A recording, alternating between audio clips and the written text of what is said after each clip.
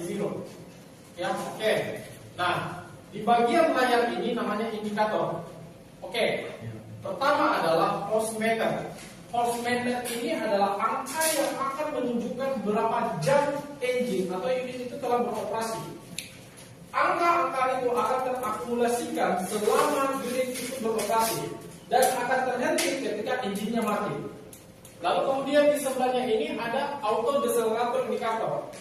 Ya, kalau dia muncul di sini itu artinya auto decelerator itu sedang aktif. Nah, auto decelerator itu adalah teknologi untuk melakukan low idle secara otomatis ketika work equipment control lever itu tidak kamu sentuh. Ya, oke. Lalu kemudian di sebelahnya adalah working mode indikator. Ya, ini adalah indikator yang akan menunjukkan kamu sedang berada di mode kerja apa. Kalau P berarti power, E ekonomis, B breaker, L lifting. Ya, tinggal kamu sesuaikan dengan kerjaan apa yang akan kamu lakukan nanti di lapangan. Oke?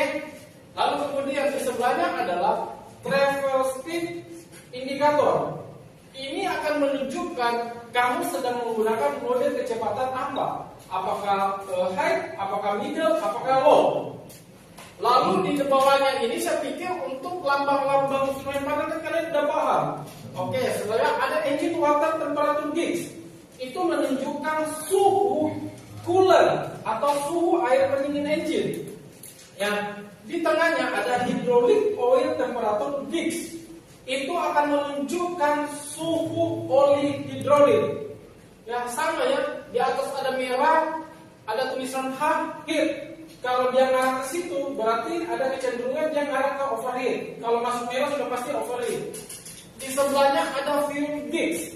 Fuel gauge ini fungsinya adalah menunjukkan level bahan bakar yang ada di fuel tank atau teknik fuel.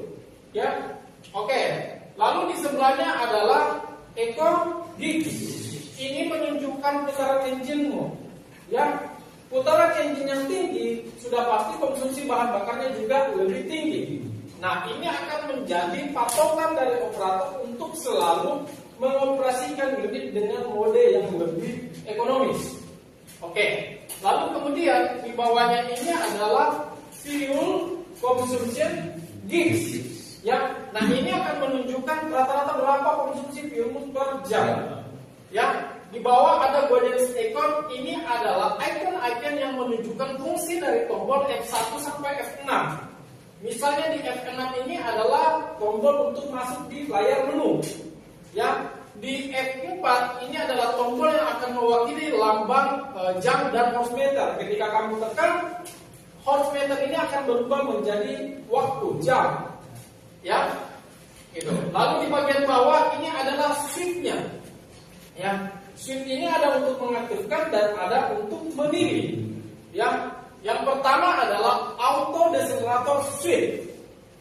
Nah, auto decelerator switch ini ya fungsinya untuk mengaktifkan auto decelerator tadi. Ya, jadi ketika kau aktifkan, indikatornya akan muncul di atas seperti ini. Ketika kamu tekan lagi satu kali, indikatornya akan hilang, berarti dia nggak akan aktif. Nah, selama fuel control dialmu ada di posisi maksimal dan dia nggak aktif, dia akan tetap pada putaran yang sama. Ya, namun ketika kau aktifkan dengan menekan auto decelerator switch ini dan indikatornya muncul, setelah kau lepas work equipment control levermu, ya, dan pedalnya tidak menggerakkan apa-apa, fuel putaran engine akan turun secara otomatis. Oke, di sebelahnya ada working mode selector speed. Nah, fungsinya ini adalah untuk memilih mode kerja yang tentunya akan ditampilkan oleh working mode indikator yang ada di atas. Dalam hal ini contohnya ini ada P. P itu adalah power. Ya, kalau kamu tekan dia akan pindah ke ekonomis. Tekan lagi mungkin dia pindah ke L atau B. B itu breaker ya. Jadi itu kita tinggal sesuaikan dengan kerjaan apa yang kita akan kerjakan. Tentunya bahwa kalau kita bekerja ringan ya gunakan ekonomis. Ya, oke. Lalu selanjutnya di sebelah kanan ini adalah travel speed switch ya. Jadi ini juga adalah tombol yang digunakan untuk memilih mode travel, mode kecepatan yang akan kita gunakan pada saat kita travel. Kalau di atas kita contoh ada tulisan LO, itu artinya low, itu artinya kecepatan kita lambat. Kemudian ada MI, itu middle, kecepatan sedang. Kemudian yang terakhir adalah high, HI, artinya kecepatan yang paling tinggi. Oke. Jadi tinggal kalau satu kali kau tekan dia akan berubah. Ya, oke. Lalu di bagian bawah ada buzzer stop alarm. Jadi switch yang ini berfungsi untuk mematikan atau menghilangkan suara alarm yang muncul ketika ada peringatan yang muncul di layar indikator, ya. Gitu. Ya, misalnya engine water temperature gauge overheat itu akan diiringi dengan alarm. Ya, dan itu bisa kamu matikan alarmnya. Oke? Lalu kemudian ada wiper switch. Yang wiper itu adalah pembersih kaca. Nah, ketika kamu aktifkan ini artinya kamu akan mengaktifkan wipernya. Di sebelahnya itu adalah washer switch-nya. Ya, fungsinya adalah untuk menyemprotkan air untuk membersihkan kaca. Ya, tentunya kamu semprotkan itu ketika wipernya aktif. Oke? Nah, di bagian bawah yang biru ini adalah switch untuk kontrol AC-nya. Oke, di sini ada lambang kipas. Itu berarti itu switch yang berfungsi mengatur blower dari AC-nya. Ya, kalau kamu tekan di atas berarti dia akan kecepatan blowernya akan semakin tinggi. Kamu tekan di bawah dia akan turun juga. Lalu kemudian di sebelahnya ada gambar lambang temperatur, ya. Artinya itu adalah switch yang digunakan untuk mengatur suhu suhu AC-nya. Ya, gitu aja. Ketika kau tekan switch auto, itu akan membuat AC ini dengan putaran blower yang full dan suhu yang paling kecil angkanya. Oke?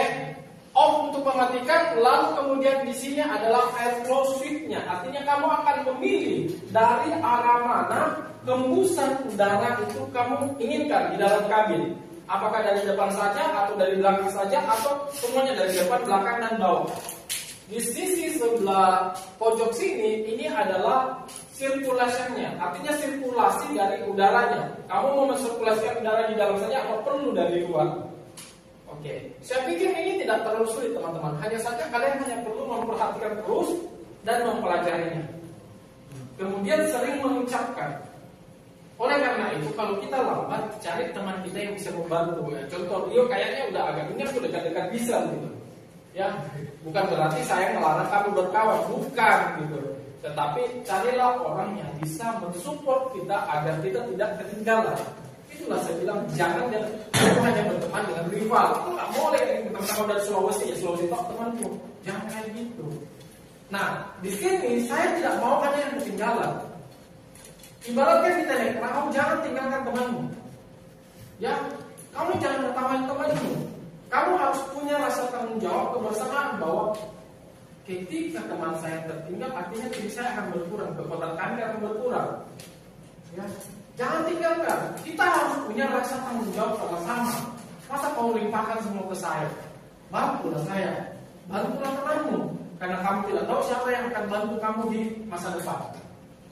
Ya, ibaratkan kita pergi perang, jangan kau tinggalkan temanmu ketika dia cedera. Ya kan? Paham ya?